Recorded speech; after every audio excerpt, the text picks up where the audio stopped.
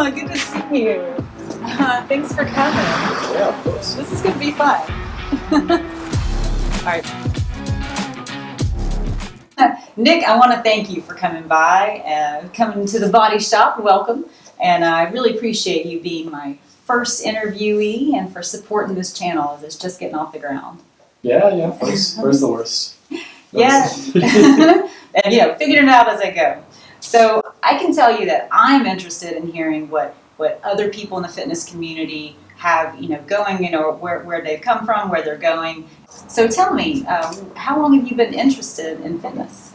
I've been interested in fitness for probably around 2 years. I watched my dad do bodybuilding to a degree my whole childhood, watching him get real big, and I always thought I could never get big like that. And then I started getting more serious about a year ago. I started going to the gym 6 days a week.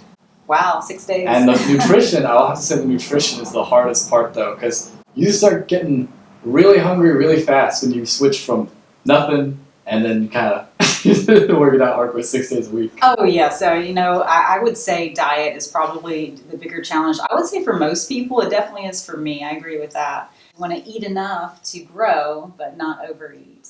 And yeah, so that's the challenge right there. Yeah. Or if you are bulking, then eating enough food, when you're full. Yeah, exactly. My problem is I can't eat enough food to gain weight. Really, I have that kind of metabolism. Yeah, you can always be shredded, but you can never be huge. Right. Yeah, because your body wants to just eat the muscle. Well, that's very interesting. That's an interesting challenge and perspective that you bring up. Because I would say a lot of people in America complain about having too much body fat. Your case with a higher metabolism, you also have your challenges because your metabolism wants to eat your muscle. So like you're trying to grow. You start to use the protein for energy before it actually does anything. Okay. You're like, oh, I'm meeting my protein goals, and you're feeling satisfied too fast when you're eating because you need to keep eating a lot of carbs. In my case, I could get away with eating a lot of fats too to try to keep the hunger. Keep the energy, slow burn energy, not stealing my protein. What made you really push it harder in these, recent years? Well, for a long time, I didn't have any, I would say, a productive hobby. I was one of those people. I grew up, I played a lot of video games. I spent too much time on the internet. That's my generation. So I started kind of monitoring more things that I'm seeing every day on TikTok and YouTube and Instagram. I was thinking, I'm really wasting so much of my time looking at this stuff, and I would start to moderate it and try to get it to be more productive things.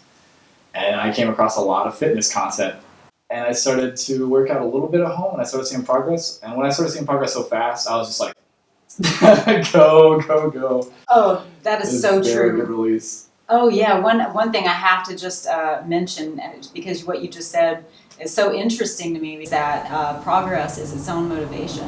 So people talk about how do you stay motivated. Well, of course, if you're gonna win in the end, really it's consistency more than motivation. But when you start seeing that progress, it really puts a fire under you. Obviously, you have those days where there's just no feeling you actually want to do it. That's when you just have to do it. Yeah. You can't just... Yeah, absolutely. Consistency will win the day every time. That's what I tell myself. I just put the right workout clothes on because, believe it or not, that actually puts my head in the right space. Power up. And music is it's a pre-workout for me. It's like caffeine. That's what really gets me pumped. So what do you do to kind of get yourself in the right mood when you're not feeling it? When I'm not feeling it, most of the time the same thing. I'll play music too. I just have a speaker in my room. Start bumping the music. It helps, man. It really does. Yeah. So trying to get kind of like a mini pump by just moving, just getting your blood flowing a little bit. And all right. And you don't want to go to the gym when everybody and the grandma just got off work. That is for sure. Especially not in January. No, it is so crowded. You will take 3 hours to do an arm day. Flexible, but between noon and 2, that's usually when I go work out. But I agree, after work is for the birds, not only because of the crowd, but just really, I'm just kind of done. I will do it if I have to, because that consistency has to be there. If we get a workout plan, we got to stick to it, because, you start feeling defeated if you have a plan and you just stop doing it. Yeah, exactly. Yeah, at the end of the day, as when your motivation definitely gets tested the most. If you just stalled or something went wrong during the day, scheduling, you had to do something else because it's more urgent at the moment. And then you're coming like home like, time to rest. It's like, I didn't do my workout today. Yep. It's not time to rest. And you were talking about what you're proud of. You're proud of. Did you tell? I don't remember if you actually answered that. I kind of dodged it a little bit. Okay. I was proud. I was pretty much just proud of my progress aesthetically because it's the easiest way to judge it. Obviously, I'm proud of the strength increases I've had over the years, but I don't like to judge off strength because it will a lot of times lead you to ego lifting and form breakdown and things in certain workouts when you're just not there that day. Yeah, that makes good sense. That does. I would say that I am pleased when I am eating clean and I'm really staying disciplined. I feel good about the aesthetics of being fit for sure. And like I said about the carrot, it's kind of the carrot that I hold out there. I do want to be strong for myself and for others and be able to do anything I want to do. But honestly, as far as being proud, like the thing that I think I feel the most proud about is just having energy.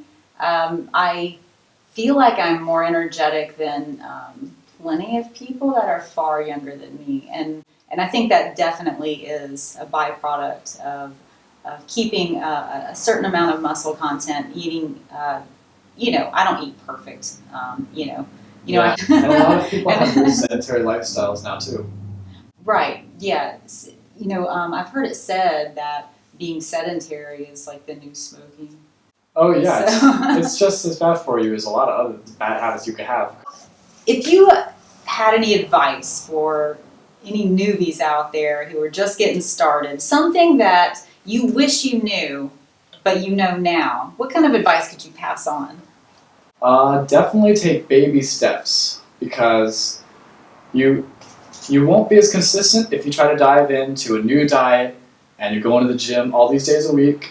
And also, if you're going to the gym all these days a week immediately and you're trying to go to failure, trying to go as hard as you can, your recovery is going to be abhorrent and you're going to want to quit immediately. So don't do that. You'll get injured pretty easily.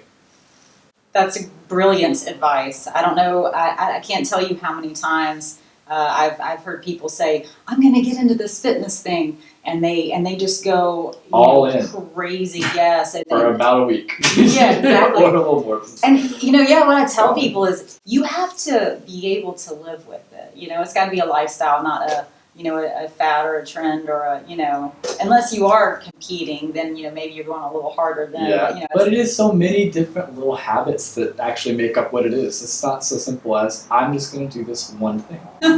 This has been great, man. I really appreciate you coming by. So how do you like the body shop? I like it. I like there's a lot of variety, especially for such a small area. Yeah, I've been blessed. I tell my viewers that there's deals out there. You just got to hunt for them. And I've gotten some great deals on several different things around here. But there are a few things that I want to add and change. You want to take a look? Yeah. Let's just take a look. Gotta test out the equipment. Yeah. Well, test out the equipment. Tell me what you think. Freaking chest press. Yeah, dude. A mid row, a chest supported mid row, so it's even better. You know what I wish it had though? I don't even know the name of this machine, I'll tell you, but it's the machine that it looks like this, but you can adjust it and you pull it in. You know what I'm talking about? A pec deck, a pec fly machine. Yeah, but then you can also turn around and do the real delts. So one thing I definitely plan to change and work on is this barbell. It's so rusty. I've never actually restored a rusty barbell, but there are a lot of videos on YouTube about it.